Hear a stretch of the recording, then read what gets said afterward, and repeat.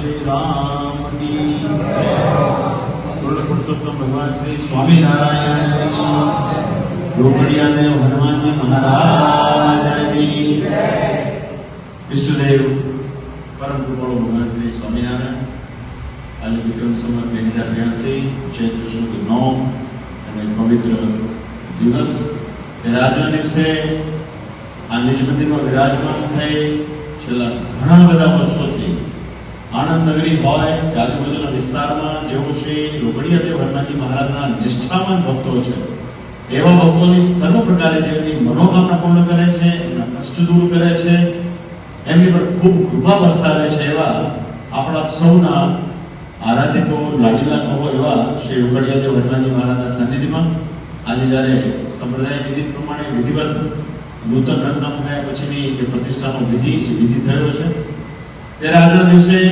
રોકડિયા દેવ હનુમાનજી મહારાજના ચરણમાં અમારી એટલી જ પ્રાર્થના છે કે છેલ્લા ઘણા બધા વર્ષોથી જે પ્રમાણે આપે ભક્તોની ઉપર ખૂબ કૃપા વરસાવી છે તે જ પ્રમાણે નિરંતર દિન પ્રતિદિન આપની કૃપા આપના ભક્તો ઉપર સદૈવ ઉતરતી રહો એવી અમારી રોકડિયા દેવ હનુમાનજી મહારાજના ચરણમાં પ્રાર્થના છે. હમણાં જે હરિકૃષ્ણભાઈએ વાત કરી એનો વિધિ એની પ્રમાણે મોડલ પ્રમાણે થયો છે. આજે સાંપ્રદાયિક રીત પ્રમાણે પ્રતિષ્ઠાનો વિધિ થયો છે. ત્યારે આ પ્રસંગે આ મંદિરના મહંત કહીએ, સાધુ ગુણ યુક્ત કહીએ, સદગુરુ ધ્યાની સ્વામીજીના કૃપાપાત્ર સંત કહીએ અને આપણા સૌના સ્નેહીને લાડીલા કહીએ એવા સ્વામી શ્રી ભક્તવત્સલદાસજી સ્વામીને હું ખૂબ ખૂબ અભિનંદન આપું છું. સાથોસાથ સ્વામીશ્રીના મંડળના તમામ આદરણીય સૌ સંતો, મંદિરની કમિટીના સભ્યો અને આપ સૌ વાલા ભક્તજનો, આજે ચૈત્ર સુદ 9 છે. આજના દિવસે મધ્યાહ્ને મર્યાદા પુરુષોત્તમ ભગવાન શ્રી રામચંદ્રજીનું પ્રાગટ્ય છે અને રાત્રે 10 વાગ્યે 10 ઘડીએ આપણા ઈષ્ટદેવ ભગવાન શ્રી સ્વામિનારાયણનું પ્રાગટ્ય છે. આજનો બહુ શુભ દિન છે. આ શુભ દિને ભગવાનના ચરણમાં અમારી એટલી જ પ્રાર્થના કે આપણું જીવન આ કળિયુગના વિશે બહુ અલ્પ હોય છે, આપણી બુદ્ધિ પણ બહુ ટૂંકી હોય છે. ત્યારે એવામાં જેટલો સમય મળે, જેટલી ઈશ્વરની કૃપા થાય, ભગવાનનું ભજન કરીએ, ભગવાનના મંદિરોની સેવા કરીએ, ભક્તોને પ્રત્યે આત્મીયતાનો ભાવ કેળવીએ, આપણામાં નિરાની માલીપણું આવે, આપણામાં માતા પિતા અને સદગુરુની સેવા કરવાનો સદૈવ ભાવ આવે અને આપણા દ્વારા સત્સંગની, મંદિરોની આવી સેવા સદૈવ થતી રહે એવી અમારી ભગવાન શ્રી હરિના ચરણમાં પ્રાર્થના છે. વાલા ભક્તો, આજે 9મી છે. શ્રીજી મહારાજે ઘણા વચનામૃતો કહ્યા છે, પણ આજે ચૈત્ર સુદ 9મીનું એક વચનામૃત ગરડા પ્રથમનું 68મું છે ને, જેનો મહારાજે બહુ સૂચક વાત કરી છે.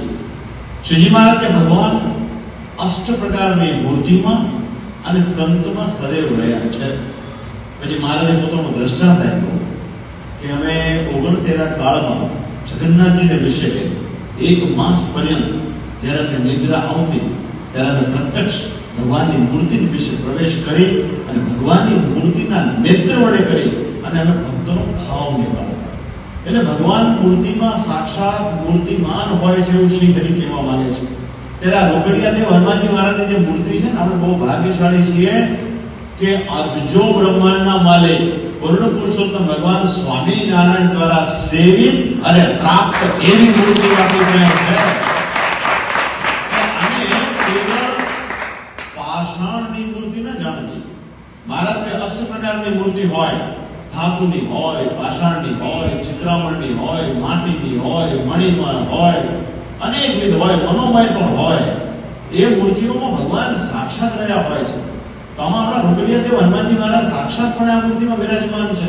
સમય પ્રમાણે એનું તત્વ ગ્રહણ કરી એનું રંગકામ થાય, પણ પાછું વંશકે એની પુનઃ પ્રતિષ્ઠા થાય અને ભગવાનનું જે તેજોમય સ્વરૂપ છે, હનુમાનજી મહારાજનું જે તેજોમય સ્વરૂપ છે, તે જ સ્વરૂપ પાછું પુનઃ ભક્તોના ભાવને અંગીકાર કરવા માટે આજે સાક્ષાત હનુમાનજી મહારાજ મોજૂદ છે. એટલે ભગવાન એવું કે જેમ પ્રત્યક્ષ ભગવાનની ભક્તે મર્યાદા રાખવી જોઈએ, એમ ભગવાનની આપેલી મૂર્તિની પણ મર્યાદા રાખવી જોઈએ. જો એને ભગવાનની મૂર્તિની મર્યાદા નથી તો એને સત્સંગમાં પણ, સંતમાં પણ એને મર્યાદા નહીં થાય. માટે અષ્ટ પ્રકારની મૂર્તિ અને સંતમાં સદૈવ ભગવાન રહ્યા છે એવું ભગવાન કહેવા માંગે છે. તો આજના દિવસે અમારી આપ સૌ ભક્તોને ભલામણ છે ને, જેટલા હાજર છે, જેટલા વખતો આવતા હોય છે, ખાસ કરીને શનિવાર હોય, ચૈત્ર સુદ પૂર્ણિમા હોય, આપણે ત્યાં દિવાળી પછી જે દિવાળી પૂર્વે જે નરક ચતુર્દશી હોય છે ત્યારે અહીંયા મહેરામણ ઉભરાય છે. આ મંદિરનો ઇતિહાસ ભગવાન સ્વામિનારાયણની સાથે સંબંધ છે, એનો પ્રગટ સંબંધ છે અને એ જ કલ્યાણકારી હોય છે, એ જ સુખદાયી હોય છે. બાકી કાળા માથાનો માણસ ગમે તે ચતુરાઈપૂર્વક બુદ્ધિપૂર્વક કોઈ વસ્તુને ક્રિએટ કરે અને એને ઇતિહાસમાં ખપાવવાનો પ્રયાસ કરે એનો મૌલિક વિષય હોઈ શકે, પણ આપણે ભાગ્યશાળી છીએ. હમણાં હરિકૃષ્ણભાઈએ વારે વારે મૂળ સંપ્રદાયની વાત કરી. મૂળ સંપ્રદાયનો અર્થ એ થાય કે તમે જેના ઉપાસક છો, તમારા ઈષ્ટદેવ જે ભગવાન સ્વામિનારાયણ છે અને એના જે પરમહંસો છે, એને જે રીત પ્રવર્તાવી તે પ્રમાણે આપણે સત્સંગમાં વર્તીએ છીએ, એ આપણું સૌભાગ્ય છે. અંતમાં હું હનુમાનજી મહારાજના ચરણોમાં બહુ વિનમ્રતાપૂર્વક પ્રાર્થના કરું છું. હનુમાનજી મહારાજ તો કેવા મહાન છે, છતાં હનુમાનજી મહારાજની જે ભગવાન શ્રી રામ પરત્વેની કે ભગવાન શ્રી હરિ પરત્વેની કે ભગવાન શ્રી કૃષ્ણ પરત્વેની જે નિર્માનીપણાની દાસપણાની જે ભક્તિ છે, એવી ભક્તિ આપણામાં પણ આવો, આપણામાં પણ આવો. આપણામાં નાના મોટા માન હોય, અહમ હોય, એ નાશ પામે એવી અમારી હનુમાનજીને પ્રાર્થના છે.